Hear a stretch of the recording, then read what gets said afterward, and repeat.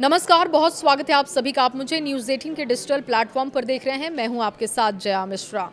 Donald Trump के Iran में पुल और ऊर्जा ठिकानों को उड़ाने की धमकी के बाद सऊदी अरब के किंग फहद काज़वे को आनन फानन में बंद कर दिया गया।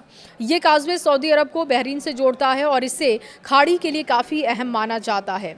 बंद का ये फैसला ईरान की धमकी के बाद लिया गया। सऊदी अधिकारियों का कहना है कि सुरक्षा के मद्देनज़र ये फैसला हुआ, क्योंकि अगर ईरान के पुल पर अमेरिका हमला करता है तो ईरान भी इस पुल को टारगेट कर सकता है। खाड़ी में सऊदी और बहरीन को अमेरिका का सहयोगी माना जाता है। ईरान अब तक इन दोनों ही देशों के कई ठिकानों को टारगेट कर चुका है। देखिए, मंगलवार को ईरान ने सऊदी के एक पेट्रोकेमिकल साइट पर हमला किया। किंग फहद काज़वे क्यों अहम है, ये भी समझिए। 1981 से लेकर 1986 के बीच निर्मित ये पुल करीब 25 किलोमीटर लंबा है। इस पुल को दुनिया का तीसरा सबसे व्यस्त मार्ग माना जाता है। इस मार्ग के जरिए सऊदी और बहरीन हर साल लगभग $5.2 बिलियन का व्यापार करता है। बहरीन इस रास्ते से अन्य देशों में भी अपना सामान निर्यात करता है।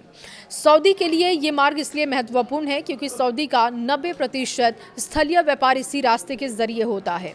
समुद्री मार्ग की तुलना में इस मार्ग से व्यापार करना सऊदी के लिए काफ़ी आसान है। इस मार्ग का इस्तेमाल खाड़ी के छोटे और मझले व्यापारी ज़्यादा करते हैं, जिन्हें कम सामानों का आयात निर्यात करना होता है। इस कॉजवे से बहरीन को दो बड़े स्तर पर नुकसान उठाना पड़ेगा। पहला कि मार्ग के बंद होने से उसके व्यापार में कमी आएगी। दूसरा, उसके पर्यटन उद्योग को भी नुकसान होगा, क्योंकि सऊदी के इसी रास्ते से पर्यटक बहरीन भी जाते हैं। पर्यटक यहीं से आवाजाही करते हैं। साल 2024 में बहरीन को पर्यटन से $3.4 बिलियन की कमाई हुई।